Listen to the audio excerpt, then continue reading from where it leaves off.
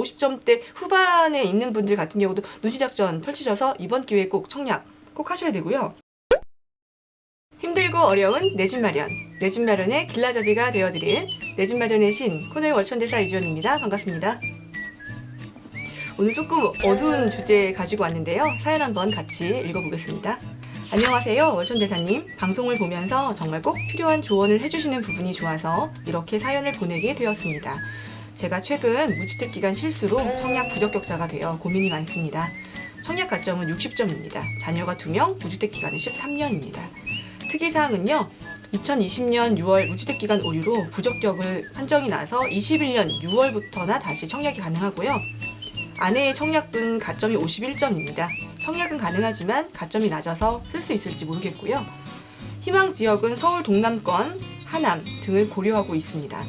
자산은 현재 대출을 제외하고 2억 8천이고요. 연 전축액은 3,200만 원입니다. 부동산 정책이 변경되어 주택 매매 시 입주해야 하는데요. 그러기에도 자금이 좀 부족합니다. 자, 고민사항입니다. 무리해서 지금이라도 매매 입주하고 빚을 갚아 나가야 할까요?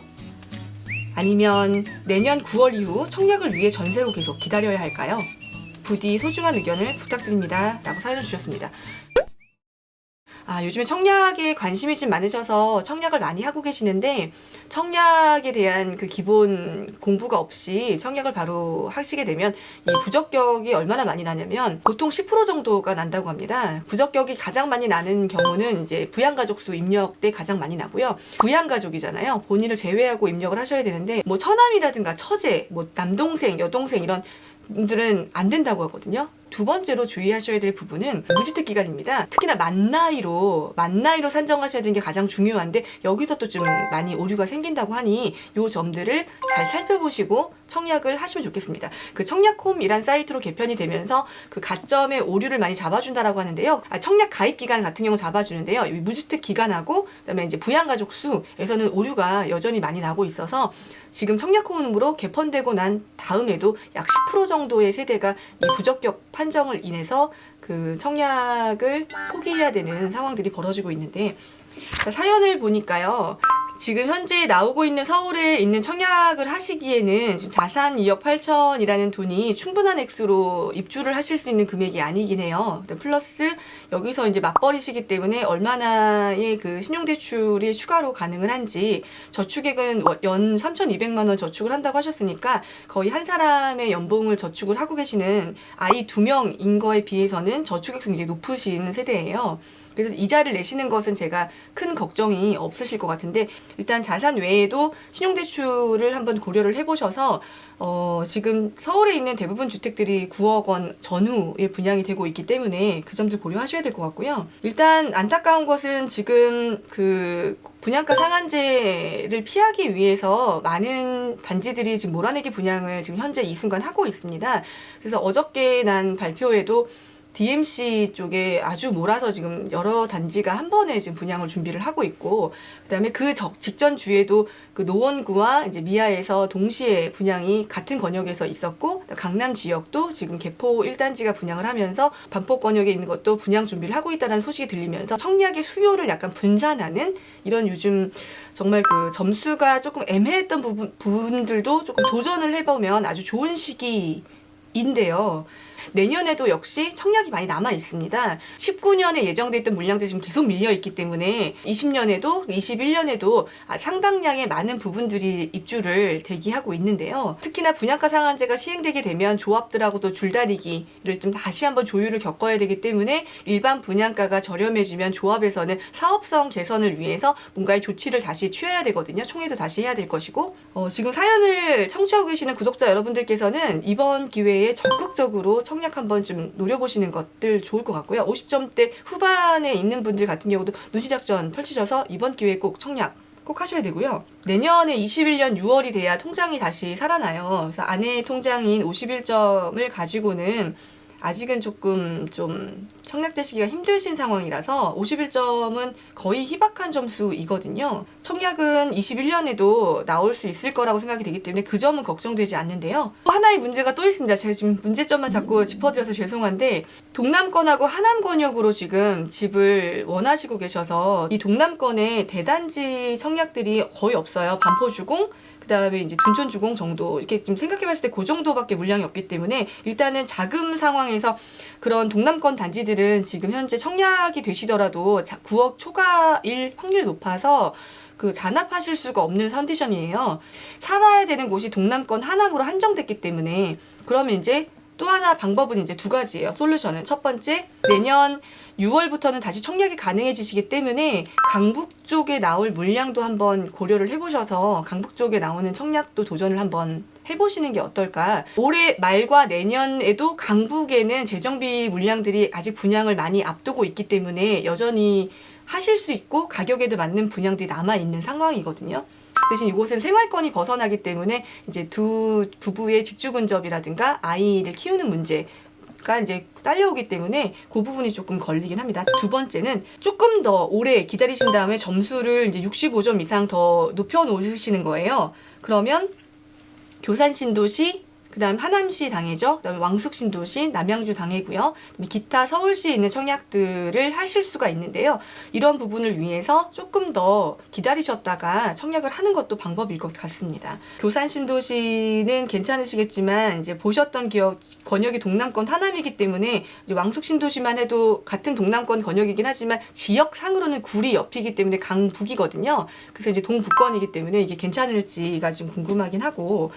일단 청약 점수로만 보면 교산 신도시나 왕숙 신도시 좀 대비를 하셔서 준비를 하는 것도 저는 좋을 것 같거든요.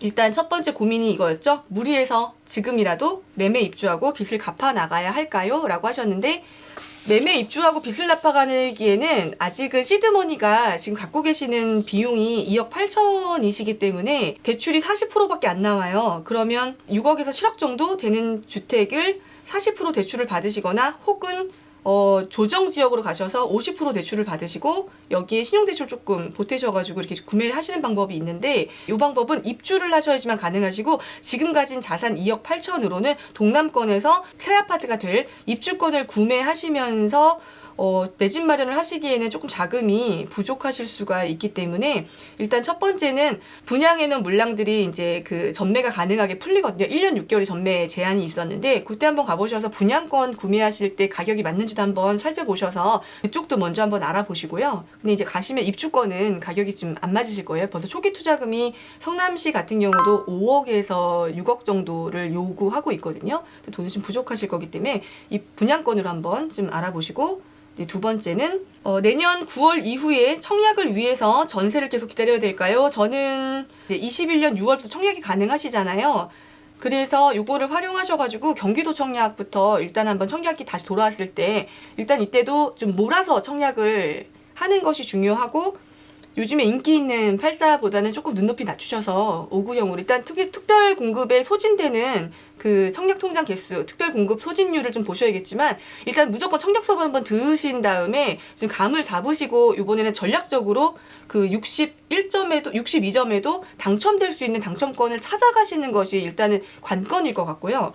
제 3기 신도시까지 기다릴 마음을 갖고 계신다라고 하시면 이제 당해 작업을 다시 하셔야 돼요. 서울에 계속 계시려면 강북에 있는 청약을 가격도 맞으니까 이사 고민을 좀 한번 해보셔야 되고 동남권에 계속 계시고 싶다라고 하시면 제 말씀대로 이제 왕숙 신도시, 교산 신도시 요거의 당첨 작업을 조금 이사 가시는 것을 준비를 하셔야 될 것 같습니다.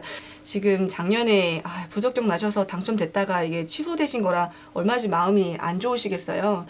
일단 요 방송을 보시는 분들 같은 경우도 그 부적격 오류에 대한 문제점 청약에서 3가지를 봅니다. 이제 통장 가입 연수, 그 다음에 이제 무주택 기간, 그 다음 부양가족 수 3가지를 넣어서 총점을 따지게 되는데요. 이 방송을 보고 계시는 분들은 부적격 나지 않도록 세심한 주의, 렌트홈에서 미리 준비를 하시고 그다음에 청약 서류도 미리 준비를 하셔서 모델하우스에 가시면 상담사 분들과 함께 내 청약 점수가 어떤지 지금 미리 한번 검토를 하시고 나서 청약을 넣으시는 것도 중요할 것 같고요. 두 번째는 이렇게 청약이 몰려 나올 때 이번에 분양가 상한제를 피하기 위해서 몰려나오고 있는 청약에 정말 관심을 많이 가지시고 적극적으로 당첨될 수 있도록 노력을 하시는 것도 중요하다.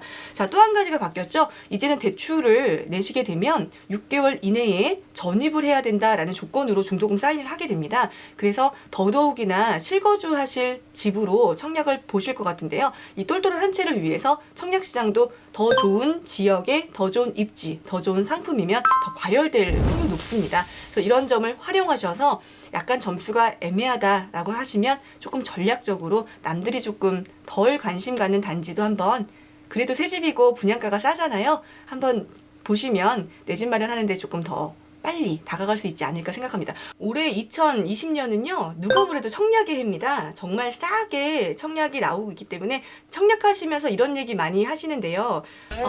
집이 너무 비싸요. 청약이 너무 비싸요. 이런 말씀 하십니다. 그것은 그 주변의 시세를 조사하지 않으신 거고요. 정말 청약 대상자 분들한테는 절호의 기회니까 주변 시세보다 정말 싼 가격에 지금 분양을 하고 있기 때문에 분양이 가능만 하시다면 올해는 적극, 분양가가 다시 올라가기 전까지 적극 참여하시기 좋을 것 같습니다. 근데 분양가 상한제, 고분양가 관리 지역으로 인해서 오를 영향은 없어 보이기 때문에 적극 청약에 도전을 하시되 청약이 가능할지 불가능할지 전략적으로 따져보실 것 권유드립니다. 청약이 가능하지 않은 세대, 특히나 청약 포기 세대일 경우에는 너무 운으로만 추첨제 같은 데 매달리지 마시고 입주권이라든가 아니면 분양권이라든가 이런 것도 좀 세심하게 보시면서 내 집 마련을 조금 하시는 것이 어떨까 싶습니다. 오늘은 조금 무거운 주제인 부적격에 대한 이야기를 가지고 왔습니다. 이 사연을 주신 부부가 꼭 내년 6월에는 내년 하반기에는 좋은 소식으로 선생님 62점 당첨됐어요 라는 소식을 주실 수 있었으면 좋겠습니다. 자, 오늘 사연 무겁게 시작해 봤는데요. 여러분들이 고민되는 이런 사연들을 같이 저희가 고민 상담을 나누고 있습니다. 나와 있는 직방TV 마케팅팀 이메일 또는 하단에 있는 댓글창에 진솔한 이야기 남겨주시면 저희가 채택해서 또 구독자분들하고 같이 이야기 나누도록 하겠습니다.